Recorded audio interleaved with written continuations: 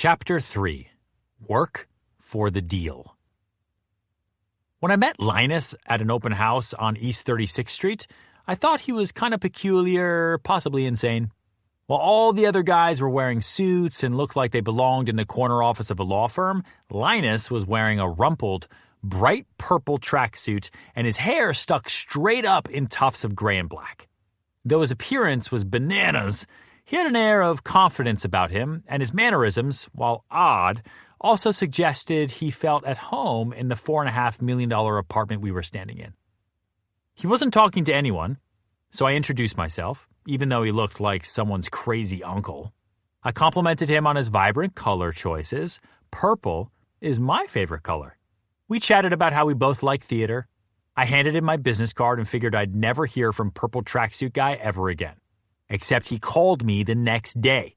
He said I seemed nice and knowledgeable about the market. He wanted me to show him some apartments in Manhattan.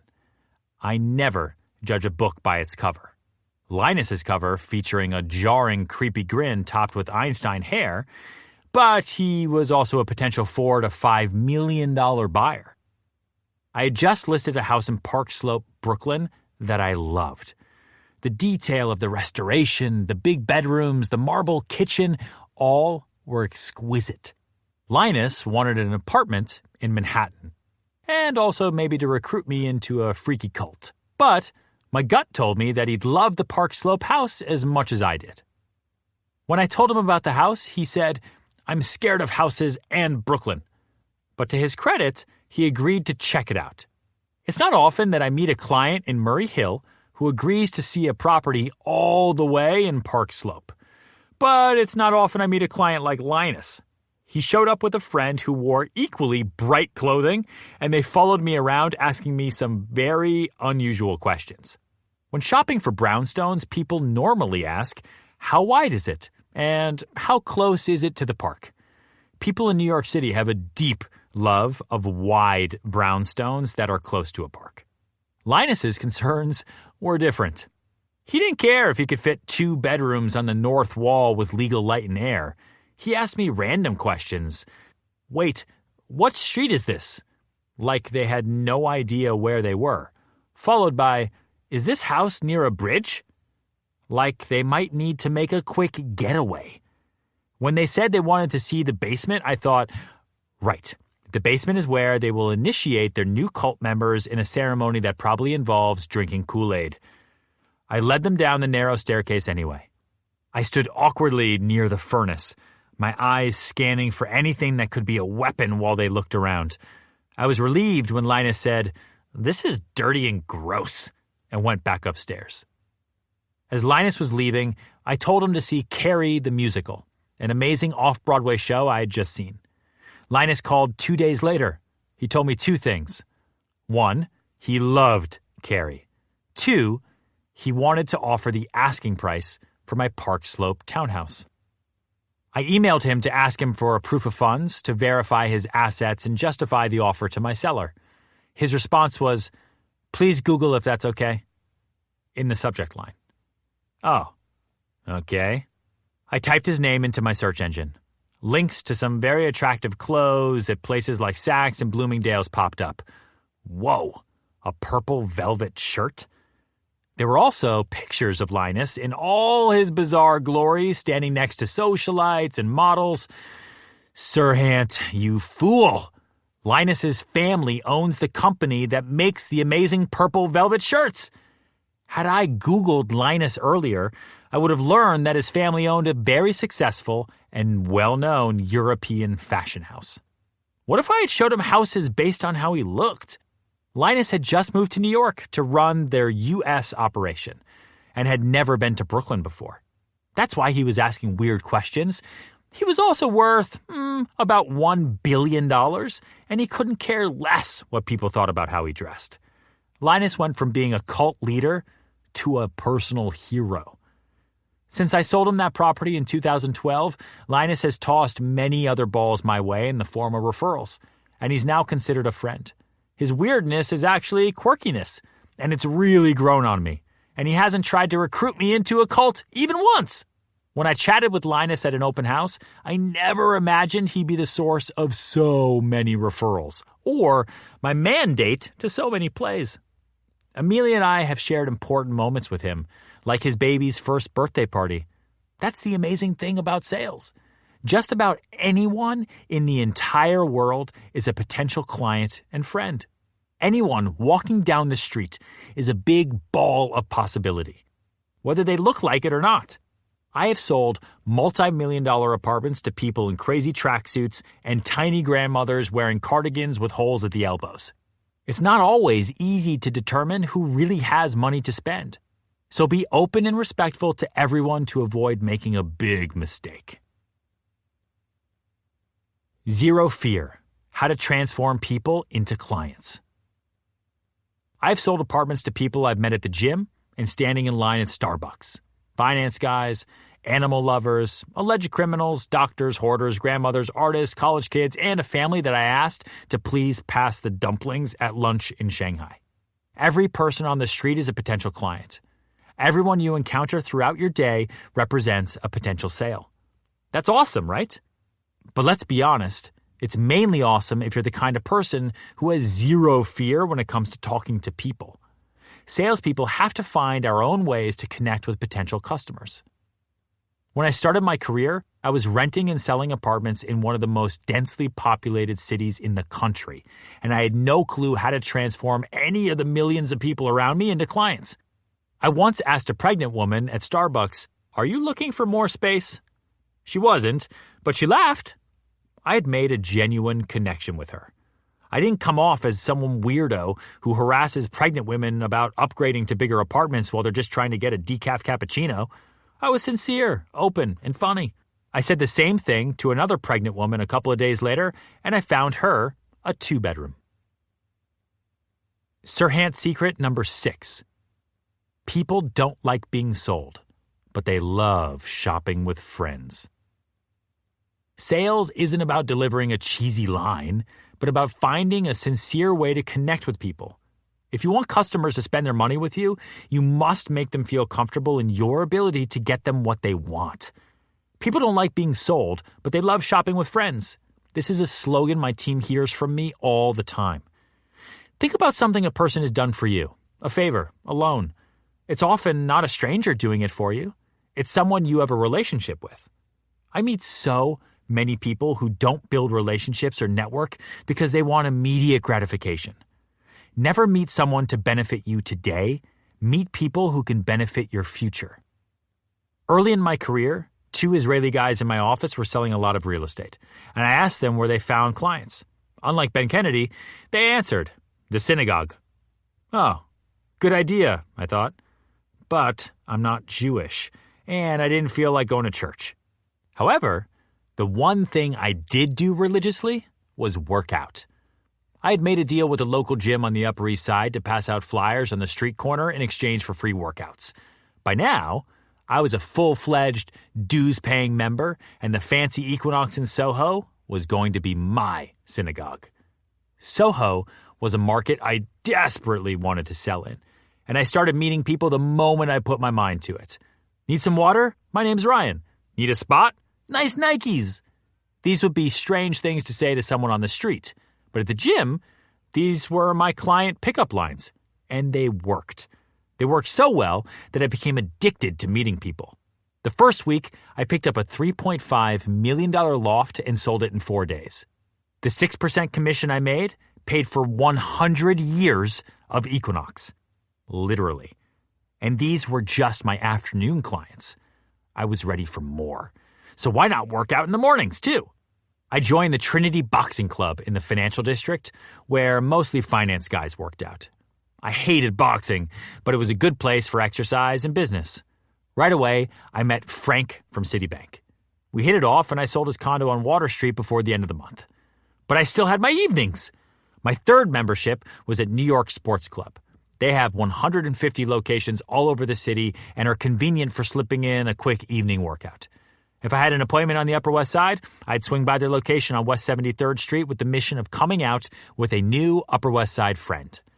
Between my 3 gym memberships, I was covering nearly every demographic of New York City during every part of the day.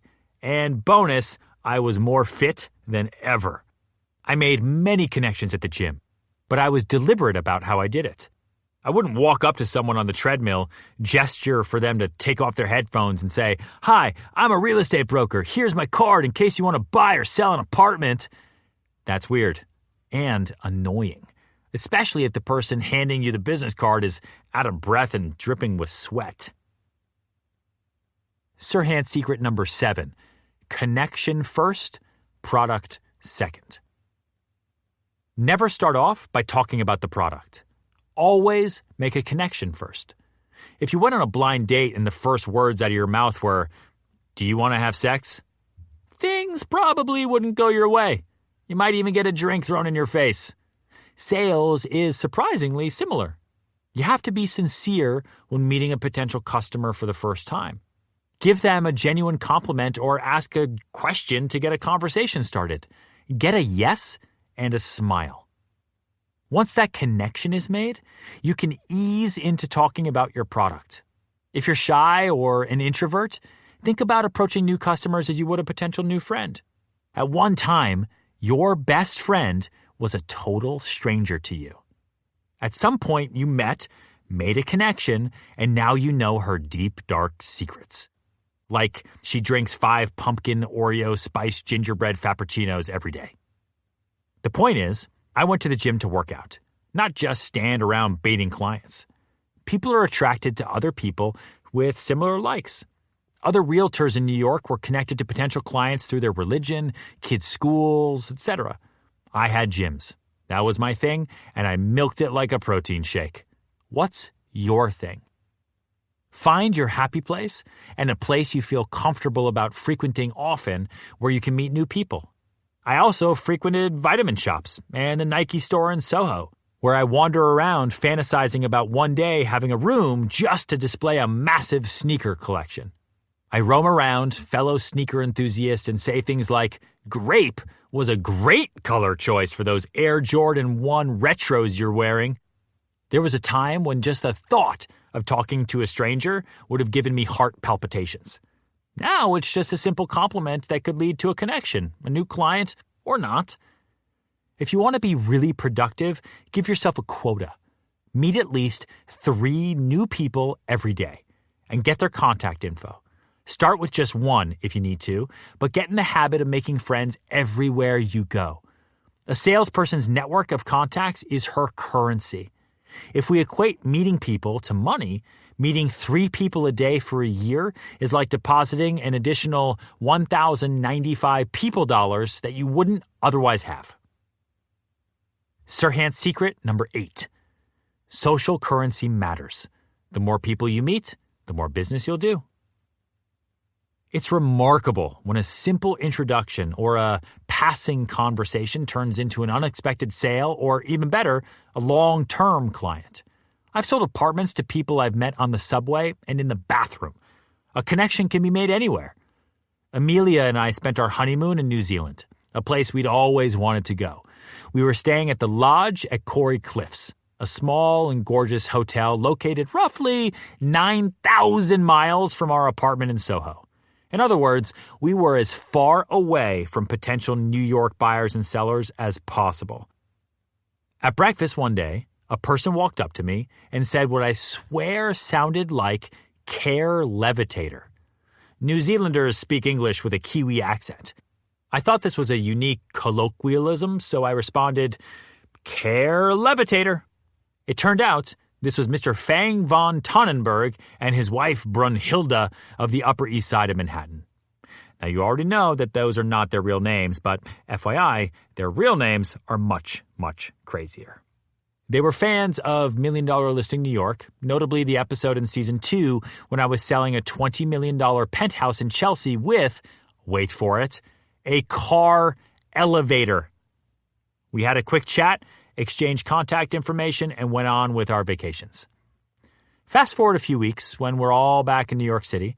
I send an email to remind them about our random encounter in New Zealand. Brunhilde responds and mentions their 2 children are about to graduate from college and they'll need a place to live. Oh, really? I make plans to show Brunhilde some apartments, and after looking at several, they settle on a $4 million two-bedroom in West Soho that will happily house both kids. This sale wouldn't have happened if I hadn't forced myself to turn away from the delicious Belgian waffle and say hello to a stranger on my honeymoon, and then engage with them. Every single encounter and connection matters. Just take a minute to think about your day. Where do you encounter other people who share a common interest? What's your happy place? Where would it feel natural for you to initiate a quick conversation? It can be anywhere. The park, coffee shop, yoga, etc. Start with something simple like, "Oh, are those almond cookies? I've been meaning to try those. How are they?" That's all you need to do. You don't need to make plans to see a movie or agree to walk their dog while they're on vacation. Start with a simple connection and let it slowly develop into something bigger. In a million years, I could never have imagined I would meet over 100 people in a week on average. I was not born with people meeting muscles. I built them up over time. When weight training, you don't show up the first day and pick up the heaviest weight. You work with the one that's right for you, and as your body gets stronger, you increase the weight. It's the same with meeting people. Maybe you'll start off meeting one new person per day. That will get easier, and you'll add a second person, no problem, and then a third. All of this practice will soon translate into more meaningful connections and lead to more sales because people don't want to be sold. They want to go shopping with friends. The perfect balance. Who grows up dreaming about a career in sales? No one. We all have a story about why we went into sales.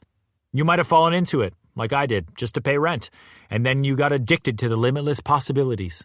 You might be the most successful salesperson on your team who wants to sell even more, or you're the new guy who is struggling to get started. You might not be a salesperson at all, but want to improve your sales skills in whatever field or business you're in. Whatever your story is, and wherever you are in your career, we all have one thing in common. We want to sell more things to more people. We want as many balls in the air as possible, right? Most salespeople are either too pushy and aggressive and only focused on the sale, or they're too accommodating, robotic, and say yes to whatever the client asks. Both of these scenarios prevent deals from closing. To be an effective closer, you have to maintain a connection, but focus on the deal first. The used car salesman scenario. Consider the used car salesman. Stereotypically, he is portrayed as a fast-talking, super slick guy in a cheap polyester suit. This guy isn't listening to anything. He's not taking any time to make a connection with the client. He's all about pushing a product, regardless of whether it's what the client really wants or needs. He doesn't care if you came in for a minivan. He's going to sell you a Corvette. It's way over your budget and doesn't fit your lifestyle at all. You can't drive a stick shift, and there's not enough room in the backseat for your 3 kids. 2 things can happen here. 1, the client is scared away and doesn't buy anything. 2, the client is convinced to buy the Corvette and drives it off the lot, but soon curses the salesman's name when she grinds the gears because she doesn't know how to drive a stick shift, and little Bobby, who has no room in the back seat, is kicking her. Neither of those scenarios makes for a happy client or a repeat sale. As I started to close more deals, I saw that when I made a genuine connection with clients, I was able to show how my product fit into their lifestyles, and not vice versa. If my client loved golf, I'd point out how much fun it would be to live near the driving range at Chelsea Piers. Making that personal connection between product and client is key, and it lays the groundwork for a transaction. It's the difference between closing or losing a sale. If the car salesman had taken the time to understand the client, she'd refer all her friends to him and invite him over for a barbecue. Unfortunately, this warm and fuzzy scenario rarely happens because most salespeople put on their sales hat, turn up the pressure, and try for the instant close. They work for the sale, and they fail. We all love big commissions and lofty deals, but sometimes directing a customer to a less expensive option is better in the long run. You don't make repeat customers by pushing them toward a product that's out of their price range. It's always better to do a smaller deal than no deal. Happy customers come back and buy more. Serhant secret number 9. Don't always sell the most expensive product. The tour guide scenario. While the car salesman mistakenly worked for the sale and forgot about the customer's needs, another big issue some salespeople have, especially in my business, is that they act like tour guides. This is the hallway. This is the bathroom. This is a wall. We're walking. That's not selling. That doesn't sell anything. Is it nicer than the car salesman approach? Sure. But to sell, the mission is not to be nicer than the next guy. Real estate brokers can't just turn a key, open a door, flip on a light switch, and expect someone to make the purchase. But we say things like, I don't understand why I can't sell that apartment. I show it all the time. Oh, you do? You show apartments? Yeah, really? You turn the lights on and everything? Well, that's not selling. Let's go back to the used car scenario for a second. Replace your stereotypical toupee-wearing salesperson with a salesperson who acts like a tour guide. You get something like this. Here is a car. It has 4 doors. Seat 6. It's green. It's 2 years old, etc., etc., etc. Are you inspired to buy that car? No matter what you sell, spouting facts and pointing to various components of a product is not going to be the thing that inspires a customer to open their wallets and buy. You must use your knowledge and expertise to connect a customer with the product that is the best fit for them. Steve Jobs said it best. People don't know what they want until you show it to them. Linus wanted an apartment in Murray Hill, but I sold him a townhouse in Park Slope. This didn't happen because I just told him where it was, when it was built, and what the square footage was. Based on what I knew about Linus, I believed it was the best choice for him and that he would love it. Closing a deal is about tapping into emotions. The sooner you can learn to take off the salesman's hat and get in tune with your client's emotions and desires, the better you'll become at working the deal. If you're not sure how to do that, remember what makes an exceptional salesperson. A salesperson who works for the deal. The Serhant way of working the deal. Often, when someone on my team is feeling stuck and just can't move a sale forward, it's because they aren't focusing on the deal. It's incredibly easy to get caught up in the complications, drama, and emotions that go along with selling. Shifting your focus back to the deal will remind you that you have one job: to close a sale for a happy customer who will come back and buy from you for the rest of their lives. When you work for the deal, you are relentless. Relentlessly positive, ready, and quick. Your work is your passion, and this is evident through every interaction you have with clients. You have empathy. Your ego will not help you close a deal, but having empathy will. Buying something is an emotional experience. Don't be afraid to put yourself in their shoes. It might be the very thing that helps you close the sale. You are patient. Be impatient for results, but always be patient with your clients. You listen. You don't just reply, you respond.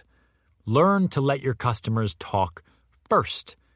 Listen and carefully comprehend what they're saying before giving a thoughtful response. You bring value. You use your knowledge and expertise about your product to help connect a customer with what they want. You have respect for your customer, your product, and the process. You are honest and authentic in all your actions. You cannot sell without making a deal. Whether your client pays full price or negotiates, a deal must be made. You cannot push someone into a deal, and you can't expect them to walk right into one either. This does not mean that you're not letting them lead or make the rules. Unless you're selling to someone like Mr. X, then, just go along with it. You're using the power of assurance to help them feel comfortable enough with the financial and emotional decision they're about to make. Do I guide clients toward one decision over another? Possibly. Do I push a little when someone is nervous about making a decision? Of course. When I sell someone an apartment they love, it's because I listen carefully to their wants, needs, and concerns, and I am able to assure them that they're making the right choice. I always make a point of keeping my eye on the target, and my bullseye is always a closed deal. The wow moment. One of my best sales secrets, dubbed the wow moment, was something I learned from a shoe salesman at Barney's. It was 2 years into my sales career, and my income had started shaping up. I was finally able to upgrade the Allen Edmonds my dad had bought me because they actually had holes in them. Apparently, having holes in your shoes wasn't edgy, it was stupid. I went to Barney's, an upscale department store, and told the salesperson I was looking to spend about $250, thinking that was an insane amount of money for a pair of shoes. He pointed to a pair of shiny blue shoes that had a distinctive urban elderly look, but were in my price range. Unless I wanted old man pimp shoes, I would need to cough up more money than I was planning to spend. He led me over to another display. This one had all different styles and price points mixed together. A nice simple shoe could be had for $300, but a shoe that would make people sick with envy would cost way more. I realized that designer shoes and Manhattan real estate had something in common. Can I show you something? I know you don't want to spend this much, but these are amazing. You have to try them on, the salesman said. He pulled a shoe out of a beautiful, deep purple box. Again, my favorite color. I slipped it on, and my foot instantly fell in love. Imagine if you took a baby bunny and turned it into a Prada loafer, without harming the bunny in any way whatsoever. The shoes were freakishly comfortable, and they looked awesome. I swear I was walking taller and with more confidence instantly. The shoes were magical. So, are you on your feet a lot for your job? He asked. Yeah, man, all the time. Now I'm justifying the price in my head. He went on about how the quality and design would help prevent knee injury. I actually started thinking, I'm so glad I came into this store today. These shoes could save me from needing a double knee replacement. He had wowed me with the quality and value of the shoes. I was soon convinced these shoes would save my career and my knees. I loved them so much, but I just couldn't afford the $800 price tag. I thanked him for wowing my socks off. No worries.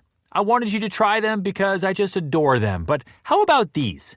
He said, and handed me a $450 pair of Ferragamos. $200 over my budget, but much cheaper than the Pradas, so I felt more comfortable buying them. The extra $200 just meant I had to push myself to rent one more apartment that month. That day, I walked out of the store with new shoes and an understanding of how emotions can be used to drive a sale. Having me put on a shoe that was way out of my price range, but not pressuring me to buy it, created a big wow moment, and it achieved a couple of important things. First, my mind was blown.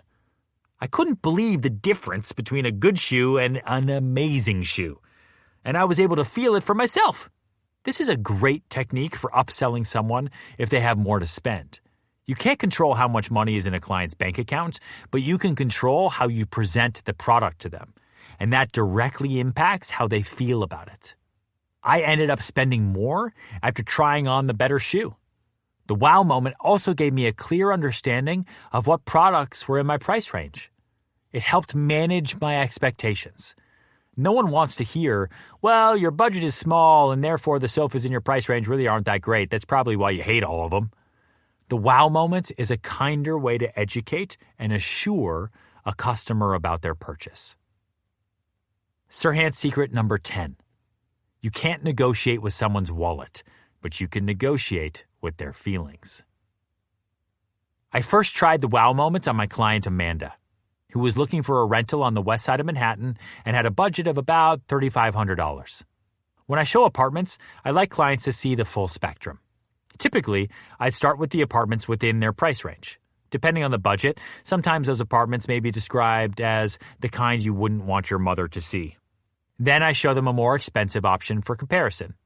This time, I was going to add a wow moment to the apartment hunt. I took Amanda to see a 2-bedroom on 74th and West End Avenue. It was in a doorman building and had really big rooms with built-in bookcases. It was asking $3,400 per month, but it didn't have a view. She liked it, but I could tell it bothered her that there was nothing to see outside the windows. She needed a place fast, and she didn't want to lose it. Welcome to New York City. I assured her she wouldn't, but then asked if I could show her a place that would totally wow her. She said yes, and off we went. The Wow apartment was a 2-bedroom penthouse with a terrace and open city views for $42.50 per month. When we walked in, she almost fell over. She ran to the terrace. "How much is this place? I need it in my life," she exclaimed. I told her, but before she got upset, I said, "Don't worry. I know that's too much for you, and who really needs a terrace? I have this same apartment 1 floor down for $38.50 without a terrace. Want to see it?" She signed a lease that night. Factoring in a wow moment makes it easier for your client to make a decision. You're also having fun with them. Once Amanda had seen what she could get at her price point, she felt comfortable pushing her budget enough to take the better apartment, which wasn't nearly as expensive as the Wow apartment. Amanda met her husband while living in that apartment. She brought him home to see the view, or so she says. I wasn't just making a deal that night. I was making a friend for life. Not too long ago, we had dinner to catch up. She was having a baby, and she wanted to talk about buying her first apartment. At one point, she got up to go to the bathroom, and I noticed her coat. I saw the tag. It was made by Linus's family. I laughed out loud and sent him a text. He responded right away. "So funny, just thinking about you. I want to buy another house." The Serhant Way. Salespeople are always making connections. They are ready to talk to people in line at stores, at parties, on the street. Just about anyone in the world is a potential client. Connections must be genuine and sincere. Sales isn't about delivering a line. It's about making meaningful connections. Think of talking to new customers as just talking to new friends. A successful salesperson works for the deal. You are not a used car salesman. Used car salesmen are aggressive and pushy. They work for the sale. You are not a tour guide. Tour guides just point to things. They work for the client. Salespeople who work for the deal are relentless, have empathy, are patient, listen, bring value, and have respect. Practice your craft. A salesperson's body and voice are his tools. This all probably sounds crazy, but if you're having any issues with being open and talking to customers, you should try these exercises. If you're thinking, "I don't want to do these things, I'll feel ridiculous." So what? It is ridiculous. Who cares? Especially if you become so loosened up, you sell more than the salesperson next to you. Would that be ridiculous? Or do these exercises at home when you're alone, like I do. We'll just keep it a little secret between two salespeople. Warm-ups to help you connect with customers. Your voice. Posture first.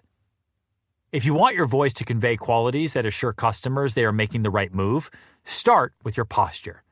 You'll sound best if you're standing up tall and straight.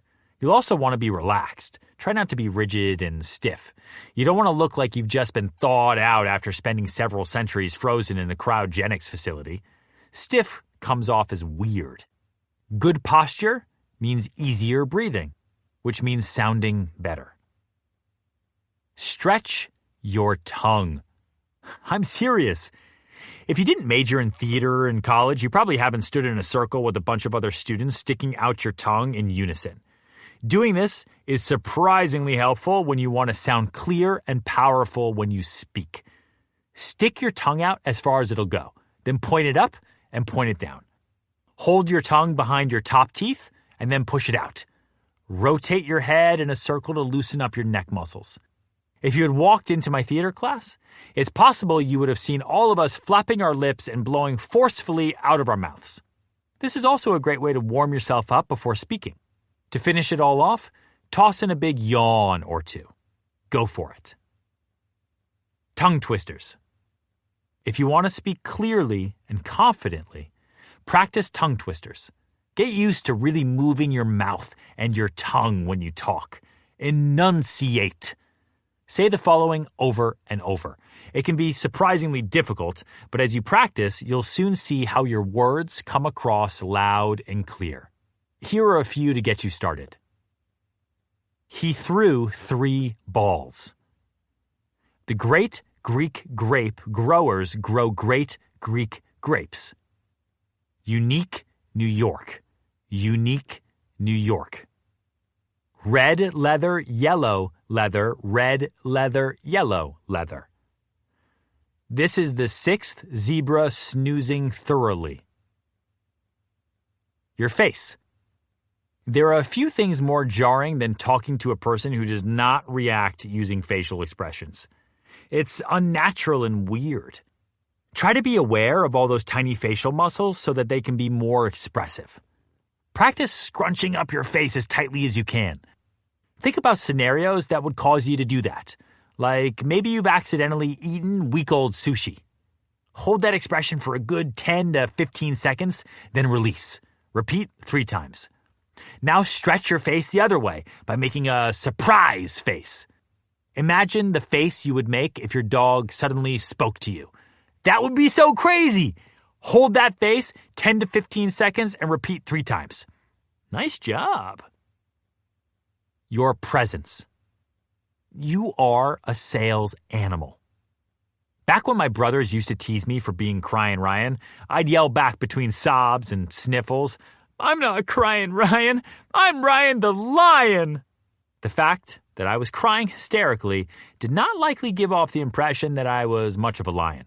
However, this was a small but helpful reminder to myself that I was bigger and bolder than I appeared to be. Now for the weirdest advice possibly ever given in the history of books: transform yourself into an animal. If you need a boost of courage, if you need to have a bigger personality, go bananas with this. Bark like a dog. Roar like a lion. Roll around on the floor if you need to. Let every inhibition go. You have nothing to lose. At the very least, speaking to a new customer or a potential client will not seem challenging or awkward at all once you've allowed yourself to trumpet like an elephant. It's fine. Really. I won't tell anyone.